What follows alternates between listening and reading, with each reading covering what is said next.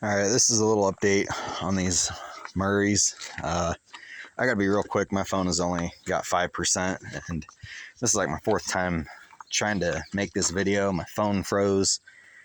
Somebody called. Yeah. Anyway, I got this thing Friday.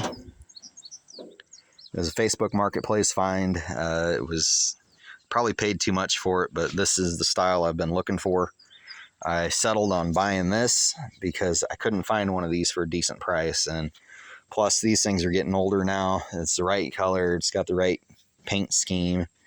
I started to take a liking to these, so I got it, and this here thing I do plan on keeping it. This thing is actually replacing my Troy Bilt.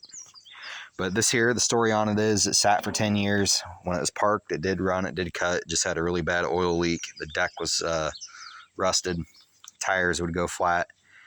But I had it delivered, I unloaded it, and then it sat for a day.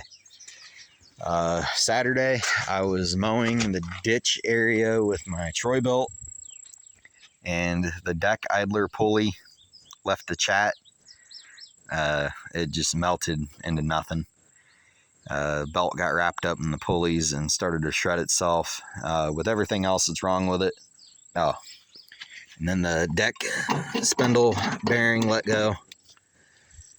So I need in order to make this cut grass again, I need a new drive belt pulley, deck belt idler pulley, new spindle bearings, new blades. Basically, the blades on it are shot.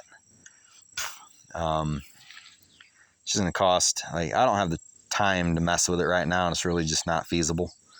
It's gonna cost me nothing to take this 12-horse Briggs out of here and put it into this Murray. I think 2 weeks ago I put the engine in from the Toro 832. I threw it in here and hooked it up just to get this thing to run and drive. Got it to run and drive. I went through the electrical. It'll start and shut off with a key now. The headlights work. If you get off the seat, it'll shut off. It won't start with the clutch without the clutch being engaged. So I actually started messing with this yesterday. I took the deck off and I took my time. I went through it, and then I started looking at pictures online. I figured out what was wrong with it. The deck engagement rod and adjuster basically goes from this here at the bottom of this rod down to the deck. That rod was on upside down, so I couldn't properly adjust it. After I flipped it over, I was able to adjust the belt to where it had some tension. I took it out in the barnyard, started it up, lowered the deck, engaged the blades, and it cut grass.